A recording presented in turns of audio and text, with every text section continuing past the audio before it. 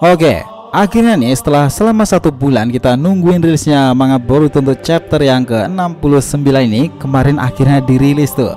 Dan yang anehnya nih, sama sekali nggak ada spoiler ataupun bocoran untuk chapter yang kali ini. Itulah kenapa di ATV juga nggak ada buat pembahasan mengenai spoilernya kemarin, ya karena memang nggak ada spoilernya. Dan ya sesuai dengan prediksi yang sudah admin buat sebelumnya, kali ini memang belum masuk ke chapter yang tensinya tinggi, dan Code pun juga masih belum berhasil memaksa Amado untuk membuka limiternya di sini. Namun untuk chapter 69 ini kemenangan bisa dibilang menjadi milik Eida dan juga Code. Oke, gak usah berlama-lama lagi, kita breakdown ceritanya mulai dari sini.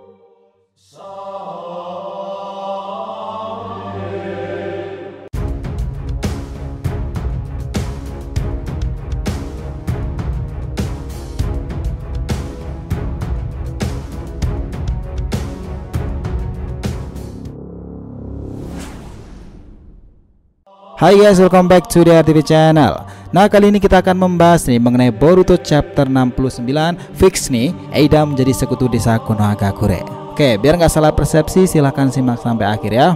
Oke, manga Boruto nih untuk chapter 69 kita kali ini diberi judul dengan Captives, atau jika diterjemahkan maka berarti para tahanan, dengan cover berwarna yang memperlihatkan Bronco alias Delta. Nah, panel pertama tentu masih melanjutkan cerita dari chapter sebelumnya, di mana Delta yang dalam posisi siap menyerang Code dengan kakinya itu. Terlihat pula nih Eida yang sudah sepenuhnya berada di lab Amado, berdiri bak seorang model, menatap tajam Delta dan Amado yang berada di hadapannya sendiri.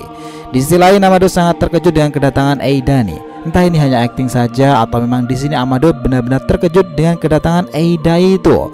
Amado kemudian berkata seperti ini, "Eida, kau masih hidup?"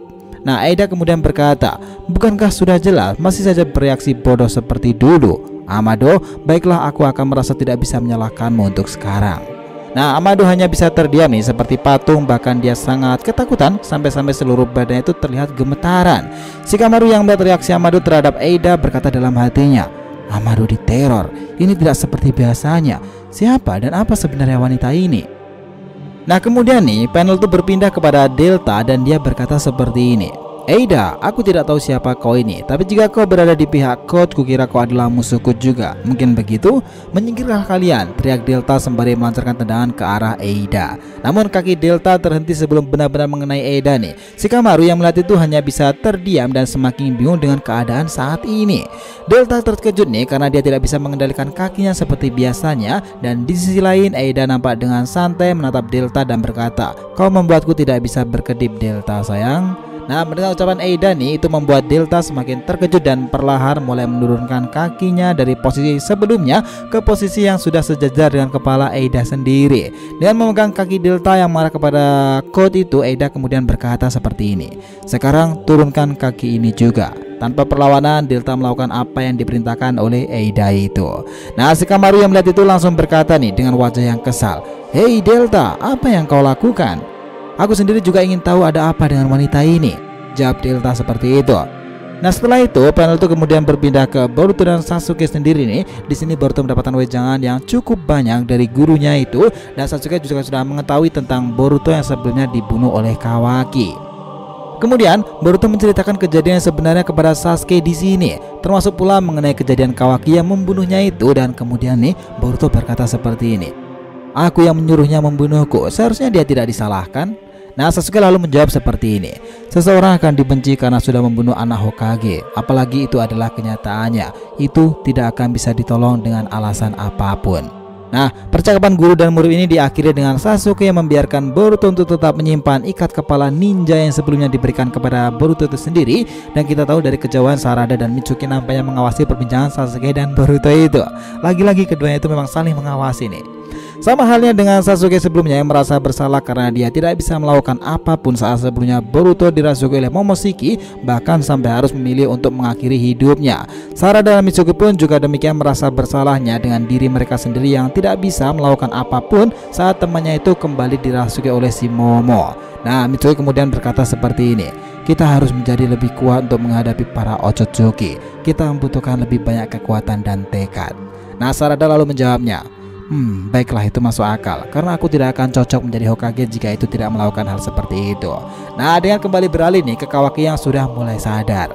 Ternyata di sini Kawaki masih belum mengetahui apa yang sudah terjadi dengan Boruto sebelumnya, dan Kawaki tidak tahu jika Boruto masih hidup dan bahkan dia baik-baik saja untuk saat ini. Naruto benar-benar menunjukkan sisinya yang sebagai seorang Hokage sekaligus menjadi sosok ayah di percakapannya dengan Kawaki. Dan kita tahu bahwa Naruto sama sekali tidak marah ataupun dendam dengan Kawaki yang sebelumnya sudah membunuh putranya sendiri. Nah bahkan nih malah sebaliknya, Naruto justru malah berterima kasih kepada Kawaki karena berkat dirinya lah Naruto masih hidup dan selamat dari pertarungan besar sebelumnya. Kita tahu bahwa di tengah percakapan mereka itu Ino tiba-tiba memanggil Naruto. Ada apa ini? Nah, di tempat yang berbeda, Sasuke juga mendapatkan panggilan yang sama dari Ino. Ino kemudian berkata, musuh menyerang di lab ketiga, Code dan satu orang yang tidak dikenal. Sasuke, Boruto, dan Naruto mereka pun langsung menuju ke lab 3 sesuai perintah dari Ino sebelumnya. Nah, kemudian nih panel itu berpindah lagi di mana memperlihatkan Shikamaru yang tengah menahan pergerakan Eida dengan menggunakan jutsu bayangannya, kaki Shibari.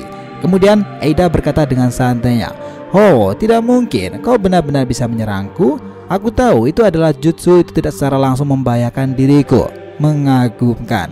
Aku tidak bisa bergerak sama sekali. Ini baru pertama kalinya terjadi.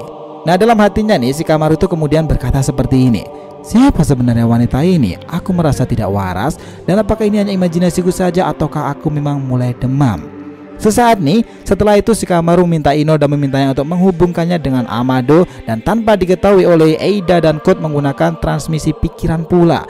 Shikamaru langsung berkata dengan Amado nih, Amado, ini aku. Saat ini kita sedang berkomunikasi dengan jutsu dari Ino Yamanaka. Dengarkan, apapun yang terjadi jangan berkata apa-apa secara langsung. Amado kemudian menjawab, Shikamaru berkata nih, baiklah, kerja yang bagus. Pertama-tama jelaskan padaku siapa dan apa wanita ini, kekuatan macam apa yang digunakan kepada kita, dan beritahu aku secara langsung bagaimana kita bisa dapat menghadapinya. Kemudian nih Amado itu menjelaskan, namanya adalah Eida, dan singkatnya kita semua yang ada di sini saat ini adalah tahanannya. Ini kedengarannya memang tidak masuk akal, tapi ini memang kebenarannya. Dia sudah mempesona dalam tingkat ketidaksadaran naluriah. Tidak peduli jenis kelaminmu apa, tidak satupun dari kita yang dapat lari dari kemampuannya yang satu ini. Di sisi lain, Delta terlihat bertingkah aneh nih. Delta tiba-tiba menjadi sangat tergila-gila dengan Eida. Kemudian Amado itu menjelaskan lagi, sakit kepala, vertigo, demam, penilaian yang terganggu, otot kaku karena ketegangan yang ekstrim ini. Setiap orang akan memiliki gejala yang berbeda-beda. Beberapa tipe sederhana seperti yang dialami oleh Delta saat ini. Dia menjadi tergila-gila dengan Eida. Nah, terungkap di sini nih, jika kemampuan pesona Eida ini tidak hanya berlaku untuk lawan jenisnya saja, namun teknik Eida ini bisa digunakan untuk semua orang. Amado juga mengatakan jika siapapun yang sudah terkena teknik milik Eida ini, maka semuanya sudah berakhir. Bahkan Eida sendiri pun, kata Amado, belum bisa mengendalikan kekuatannya ini. Efeknya baru akan berakhir ketika Eida itu mati atau dinonaktifkan. Efek dari teknik pesona Eida ini mulai dirasakan oleh Shikamaru. Jurus pengikat bayangan yang digunakan untuk menahan Code dan Eida saat ini sudah mulai melemah pula. Terlihat saat itu Shikamaru berusaha menyerang Eida menggunakan kunai di tangannya sendiri, namun tentu itu sia-sia. Tubuhnya saat ini sudah tidak bisa dikendalikan sesuai kemauannya lagi. Nah, Amado kemudian kembali memberitahu kepada Shikamaru jika semua yang dilakukannya hanyalah sia-sia saja. Amado di sini juga mengatakan bahkan jika dia memiliki pikiran atau niatan untuk membunuh Eida, maka instingmu akan menolak pikiranmu itu. Maka berhentilah melawan atau kau akan merusak pikiranmu sendiri, Shikamaru. Justru pengikat bayangan Shikamaru kini sudah terlepas dari Code dan juga Eida sendiri ini, dan dengan cepat pula Code langsung menyergap Amado dan mengancamnya. Nah, melihat hal itu nih, Shikamaru mengulur waktu dengan menanyakan kepada Eida mengenai tujuannya dan alasannya kenapa dia mau menolong Code sendiri. Dan ini menariknya nih, Eida kemudian menjelaskan semuanya kepada Shikamaru jika Eida sama sekali tidak peduli dengan tujuan dari Code.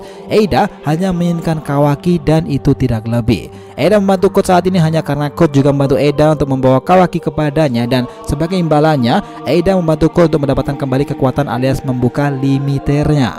Bahkan paham dengan apa yang sebenarnya terjadi nih, Shikamaru kemudian dengan cepat mengubah rencana yang sebelumnya. Nah, Shikamaru menghubungi Ino dan memintanya untuk mengubah pelepasan kunci untuk membuka pintu ruangan lab Amado ini, dan Shikamaru juga meminta Ino untuk menghentikan kedatangan Naruto dan Sasuke ke lab Amado secara apapun, dengan cara apapun maksud kami. Karena sudah paham nih dengan situasinya dan dengan kejeniusannya itu, Shikamaru justru menawarkan Eida untuk bergabung dengan desa Konoha, dengan imbalan nantinya Shikamaru akan membantu Eida untuk dapat menyatakan perasaannya kepada Kawaki atau apapun yang Eida inginkan nanti. Nah, kira-kira apa nih yang dipikirkan oleh Shikamaru si jenius ini? Wah, ini terlihat jelas nih di sini kejeniusan Shikamaru yang dengan sangat cepat bisa memahami situasi dan kondisi dari Eida. Dia tahu nih jika yang diinginkan Eida hanyalah Kawaki dan Eida akan berada di pihak manapun yang dapat membawa Kawaki kepadanya. Nah, inilah sosok seorang pemimpin guys. Shikamaru dengan cepat memutuskan keputusan yang akan terjadi berikutnya. Karena itulah di sini Shikamaru menawarkan kepada Eida untuk bergabung dengan Konoha sendiri dan Konoha akan memberikan apapun untuk Eida termasuk Kawaki. Di sini Shikamaru memang berani nih menawarkan hal itu kepada Eida karena dia tahu untuk masalah ini dia lebih unggul daripada Code. Pasalnya Kawaki saat ini memang berada di pihak Konoha sendiri, jadi kemungkinan untuk Eida mau menyetujui tawaran dari Shikamaru ini sangatlah besar. Tetap tenang dan selalu berkepala dingin dalam mengatasi semua masalah adalah jalan ninja dari Shikamaru Nara. Gimana menurut kalian? Is it make sense? Ini adalah cerita dari chapter 69 manga Boruto ini guys.